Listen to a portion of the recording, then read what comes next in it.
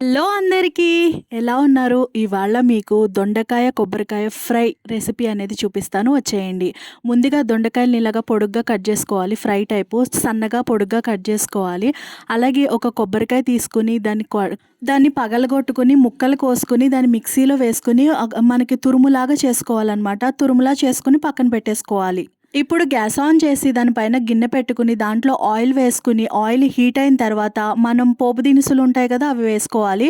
First నేను ఇక్కడ వెల్లుల్లిపాయలని దంచి దాంట్లో వేసాను. తర్వాత జీలకర్ర, ఆవాలు, నెక్స్ట్ ఎండుమిర్చి ఇవన్నీ వేసుకోవాలన్నమాట. అలాగే నేను ఇందులో కొంచెం టేస్ట్ ఎక్కువ రావడానికి అంటే బాగుంటుంది పల్లీలు మనకి ఫ్రై అయిన తర్వాత అన్నంతో తిన్నప్పుడు పంట కింద పడినప్పుడు చాలా బాగుంటాయి పల్లీలు.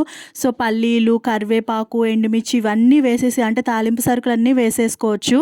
ఇందులో నేను పచ్చిశనగపప్పు కూడా వేసాను, బట్ ఆ క్లిప్ మిస్ అయింది. కానీ మీరు దీంట్లో పచ్చిశనగపప్పు కూడా వేసుకోండి, చాలా అంటే చాలా టేస్టీగా ఉంటుంది. మాడిపోకుండా బాగా లో ఫ్లేమ్లో పెట్టుకొని బాగా ఫ్రై చేసుకోవాలి. మొత్తం పోపు అంతా ఫ్రై అయిపోవాలి.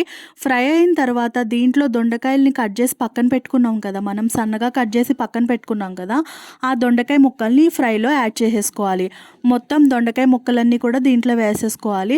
మీ దొండకాయ మీ ఇష్టం, ఎలా కావాలంటే అలా కట్ చేసుకోవచ్చు. బట్ నాకు ఇక్కడ సన్నగా కట్ చేసుకుంటే తొందరగా ఫ్రై అవుతుందని అనుకుంటున్నాను నేను. సో దానికోసం అలాగే కొంచెం లుకింగ్ కూడా బాగుంది కాబట్టి నేను దీన్ని సన్నగా కట్ చేసుకున్నాను. దొండకాయలను సన్నగా కట్ చేసుకుని వేసుకుని ఒకసారి బాగా మిక్స్ చేసుకోండి. బాగా అంటే మొత్తం అంతా కూడా మిక్స్ అయ్యేలాగా మిక్స్ చేసేసుకోండి. చేసుకున్న తర్వాత దీంట్లో ఒక టీ స్పూన్ అనేది ఉప్పు వేసుకోండి, సాల్ట్ వేసుకోండి. సాల్ట్ వేసుకుంటే దొండకాయ అనేది త్వరగా మగ్గుతుంది, ఉడుకుతుంది కూడా.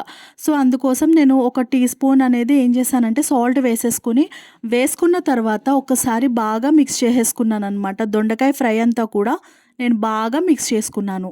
ఇది కొంచెం ఫ్రై అయిన తర్వాత దీంట్లో పసుపు వేసుకోవాలి. ఒక హాఫ్ టీ స్పూన్ పసుపు వేసుకున్నాను నేను.